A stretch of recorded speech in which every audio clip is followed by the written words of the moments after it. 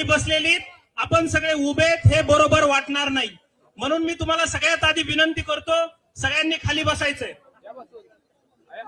सगळ्यांना क्रांतिकारी जय भीम. धर्मेंद्र प्रधानचा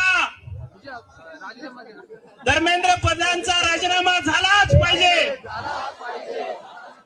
धर्मेंद्र प्रधानांचा राजीनामा झालाच पाहिजे. मित्र मैत्रिणींनो, आज आपण सावित्रीबाई फुले पुणे विद्यापीठाच्या बाबासाहेबांच्या पुतळ्यासमोर उभे आहोत.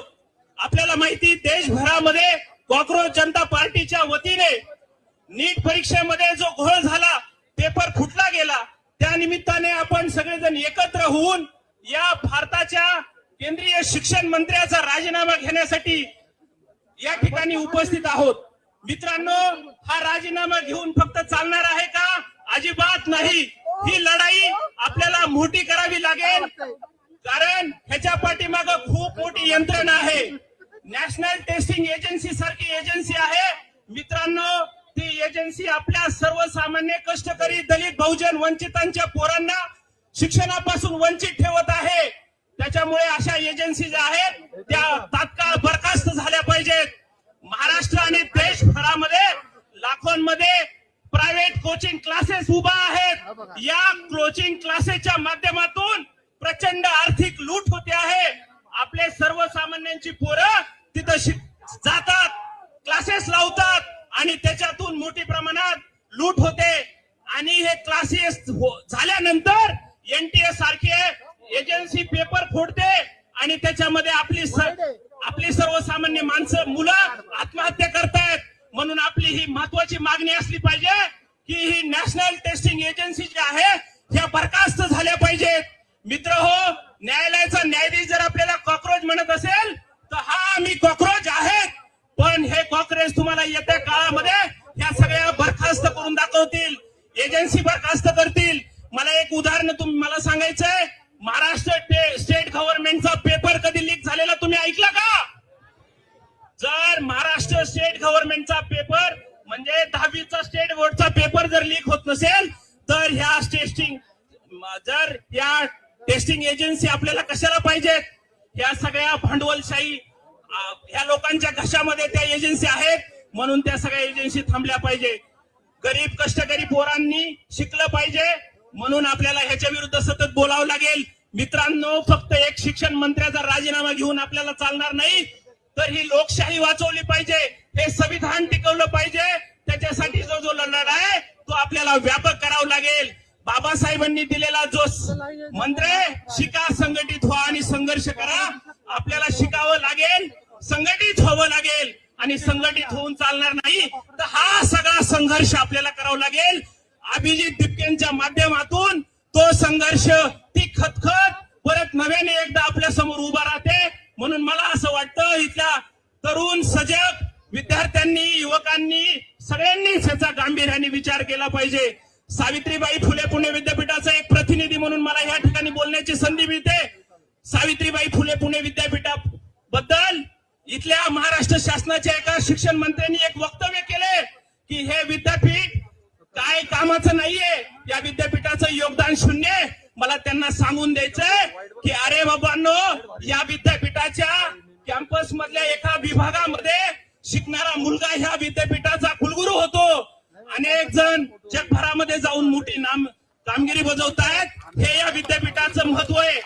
या विद्यापीठामध्ये शिकणारी जी मुलं आहेत ती कष्टकऱ्यांची आहेत, ऊसतोड कामगारांची आहेत, दलितांची आहेत आणि त्याच्यामुळे ते इथं येऊन योगदान देणार. म्हणून तुमचं वय देखील या 75 वर्ष नाहीये आणि तुम्ही विद्यापीठाला पाल्य समजता, तेवढी समजण्याची कुवत तुमची नाहीये. म्हणून इथल्या शिक्षण मंत्र्याचा आणि देशातल्या शिक्षण मंत्र्याचा राजीनामा हा झालाच पाहिजे. म्हणून येणाऱ्या काळात मित्रांनो आपल्याला एकजूट व्हायचंय. म्हणून आपण एकजूट होणार ना? सर्वांना पुन्हा एकदा क्रांतिकारी जय भीम. सर्व वक्ते फक्त 2-2 मिनिटे बोलतील अशी त्यांना विनंती. यानंतर आपल्या स्टुडंट विंगच्या नेत्या श्रावणी बुवा या आपल्या समोर बोलतील. आपण सर्वजण 2-2 मिनिटं बोलणार आहोत. जय. सगळ्यांना क्रांतिकारी जिंदाबाद.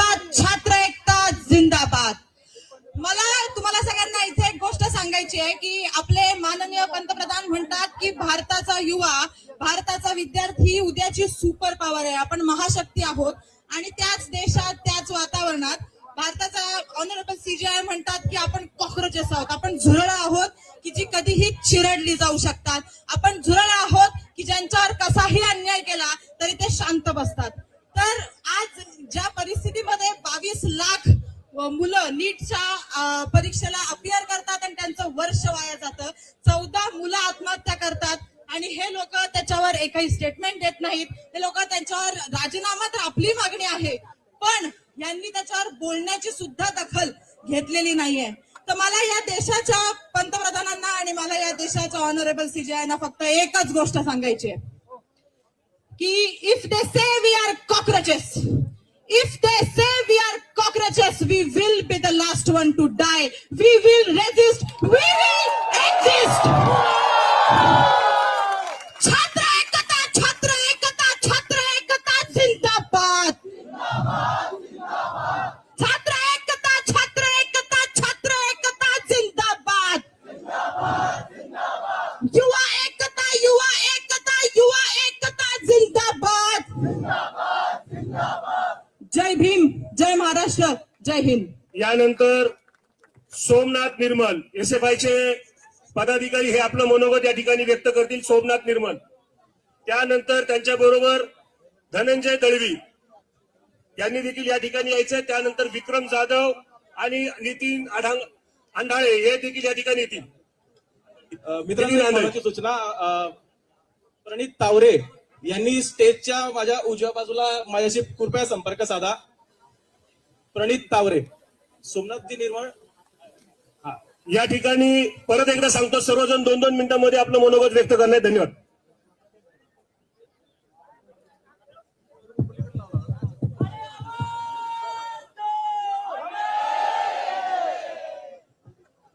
मित्र आणि मैत्रिणींनो, खूप मोठ्या संख्येमध्ये पुण्याच्या सावित्रीबाई फुले पुणे विद्यापीठामध्ये सावित्रीबाईंच्या घरामध्ये आपण एवढ्या मोठ्या संख्येने आल्याबद्दल देशभरातील सर्व युवकांचं आणि युवतींचं मी आपल्या या सावित्रीबाई फुले पुणे विद्यापीठामध्ये सहर्ष असं स्वागत करतो. सगळ्यांनी एकदा स्वतःसाठी एकदा टाळ्या वाजवा. देशातली जी काही आत्ताची जी काही परिस्थिती आहे, देशातल्या तरुणांना आणि तरुणींना ज्या पद्धतीनं कॉक्रोचेस पॅरासाइट म्हणून जे हिणवलं जात आहे, त्याचा विरोध करण्यासाठी आज आपण मोठ्या संख्येने इथं जमलेलो आहोत. लक्षात घ्या, आम्हाला ज्या पद्धतीनं पॅरासाइट म्हटलं जातंय, ही व्यवस्था जी आहे, ती व्यवस्था ज्या पद्धतीनं तुम्ही सडवून ठेवलेली आहे, त्या सडलेल्या व्यवस्थेच्या विरोधामध्ये खऱ्या अर्थानं आम्ही रस्त्यावरती उतरत आहोत. हे या मोदी सरकारनं ध्यानात घेण्याची गोष्ट आहे. पेपर फुटीचं प्रकरण होतंय, नीटचा पेपर फुटला जातोय. त्या नीटच्या पेपर फुटीच्या प्रकरणामध्ये मोठं रॅकेट संपूर्ण महाराष्ट्राच्या नाशिक पासून तर देशभरामध्ये सर्व लोक त्याच्यामध्ये इन्व्हॉल्व्ह होतात. हे पेपर फुटल्याच्या नंतर तुम्हाला माहित होते, मग तुमच्या अगोदर डोळे फुटले होते का शासनाचं, हे तुम्ही लक्षात घेणं गरजेचं आहे. आम्ही जेव्हा इथं जमतोय, आम्ही काल परवा मी एका व्हॉट्सअप ग्रुपवरती वाचत होतो, फक्त नीटच्या प्रश्नाविषयी. हा केवळ नीटचा मुद्दा नाहीये. आपण जर पाहिलं तर संपूर्ण देशभरामध्ये लाखो जे काही सरकारी शाळा आहेत, त्या लाखो सरकारी शाळा बंद केल्या जात आहेत. आपल्या महाराष्ट्राचा जर आपण विचार केला तर महाराष्ट्रामध्ये लाखो शाळा बंद पडलेत आणि त्याला नाव काय दिलंय, हे जे काही एनईपीचे यांनी काही धोरण आणलेलं आहे, त्या एनईपीच्या धोरणाच्या अंतर्गत त्यांनी क्लस्टर सिस्टीम आम्ही राबवतोय. यांनी पाहिले का, आदिवासी पाड्यांमध्ये, दलित वस्त्यांमध्ये, आमच्या खेड्यापाड्यामध्ये, विदर्भामध्ये, मराठवाड्यामध्ये शिक्षणाची काय परिस्थिती आहे यांना माहिती आहे का? तर यांना ही परिस्थिती माहिती नाहीये. आणि ही जर परिस्थिती जर तुम्हाला माहिती नसेल तर ती परिस्थिती कशी आहे याच्या विरोधामध्ये आम्ही रस्त्यामध्ये आज आम्ही उतरलेलो आहोत. आणि ही परिस्थिती जर आपल्याला बदलायची असेल तर मोठ्या संख्येनं आपल्याला संघटित व्हावं लागेल. आणि केवळ हा धर्मेंद्र प्रधान यांच्या राजीनाम्याचा मुद्दा नाहीये. आजपर्यंत भारताला स्वातंत्र्य मिळाल्याच्या नंतर आपण कधी ऐकलं होतं का, इंटरनल जे काही मॅटर्स आहेत त्या इंटरनल मॅटर्स मध्ये भारतीय सैन्याला हस्तक्षेप करावा लागतो.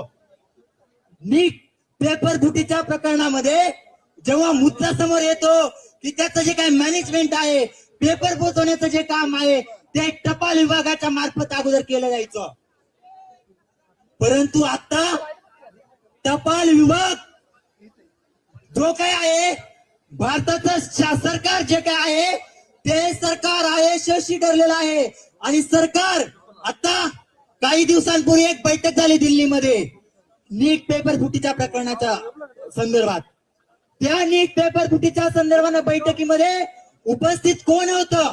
शिक्षण मंत्री धर्मेंद्र प्रधान तर होतेच, परंतु त्यांच्या सोबत देशाचे संरक्षण मंत्री राजनाथ सिंह देखील होते. म्हणजे भारताच्या स्वातंत्र्यानंतर इतका आपल्याला कमकुवत पंतप्रधान मिळालेला आहे की जे काही सैन्य आहे त्या सैन्याचा देखील आपल्याला